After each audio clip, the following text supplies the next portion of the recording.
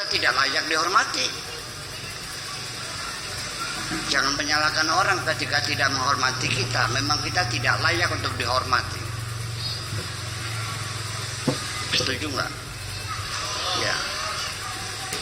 Daripada kita menuntut orang menghormati kita, ya cobalah sekarang kita mulai dari diri kita sendiri.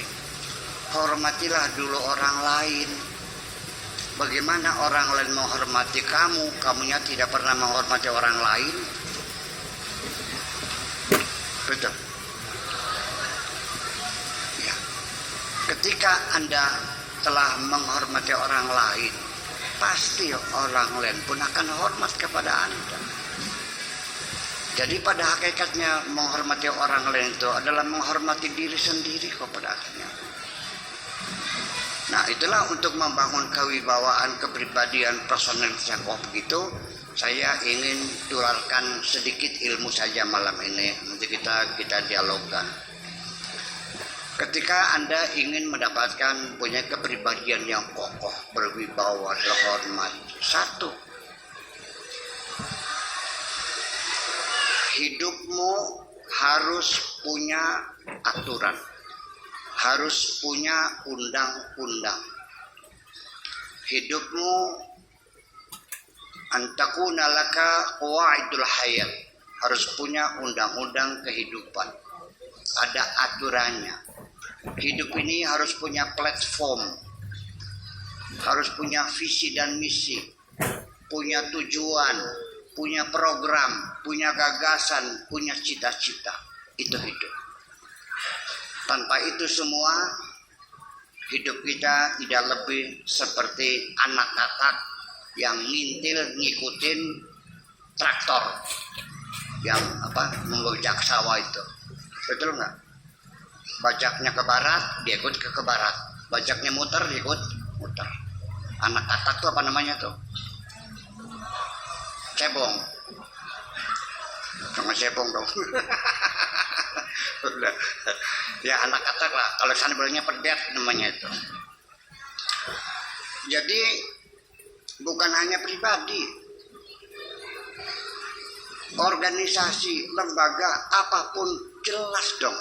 Ada ADART-nya, ada aturannya, iya kan? Sekarang saya dari Indramayu ke sini, ngikuti arus jalan enggak? Ada aturannya. Ada lampu merahnya, ada lampu hijaunya, ada fairboardnya, ada dilarang parkirnya, ada dilarang stopnya, dan sebagainya. Itu semuanya harus ada aturan. Hidup ini harus ada aturan. Yayasan saja ini nih, Masjid Al-Hidayah ya. Ada aturannya enggak? Ada dong. Berapa tahun ketua DKM jabatannya? Ya kan begitu. Bagaimana sistem seleksi ketua DKM itu? Iya, apa nama itu? Panja. Ada. Tugasnya apa-apa? Jelas. Nanti kotak infak yang muter tiap Jumat itu siapa yang pegang kunci? Siapa yang menyimpan? Ada aturannya, nggak bisa. Setuju nggak begitu? Nah, ya kalau nggak ada aturan ya gimana? Nah oke, ini satu poin. Hidup harus punya undang-undang, punya aturan. Kita harus punya visi dan misi, punya platform, punya gagasan, punya cita-cita, punya tujuan yang jelas. Gitu.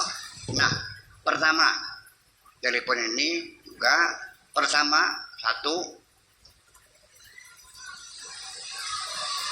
Anda harus mengerti betul aturan-aturan hidup itu.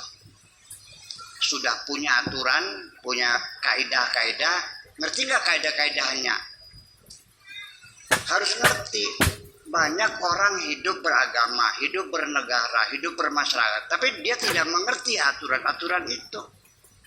Baru saja tadi sebelum berangkat ke sini nih, ada panitia pembangunan masjid.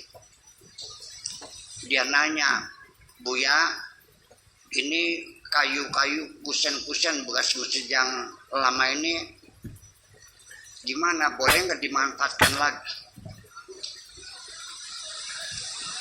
Ya boleh, saya bilang.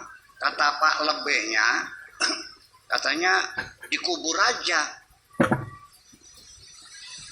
Artinya tidak boleh dijual, tidak boleh dipakai untuk apapun. Karena di kitabnya itu bunyinya bahwa wakaf itu tidak boleh diperjualbelikan. Saya bilang, ilmu dari mana? Ya, sisa bangunan masjid Husain Kaya masih bagus-bagus, gendeng dikubur. Ini ilmu dari mana gendeng dikubur nih? Nah itu kan berarti dia ingin mentaati peraturan tapi tidak tahu aturannya, tidak mengerti. Tidak sedikit banyak orang yang ingin menjalankan sholat tapi tidak mengerti aturan sholatnya. Masa lagi sholat garuk-garuk begini-begini. Iya, sampai ada yang kentut saja nggak tahu dia batal tuh. Terus saja sholatnya.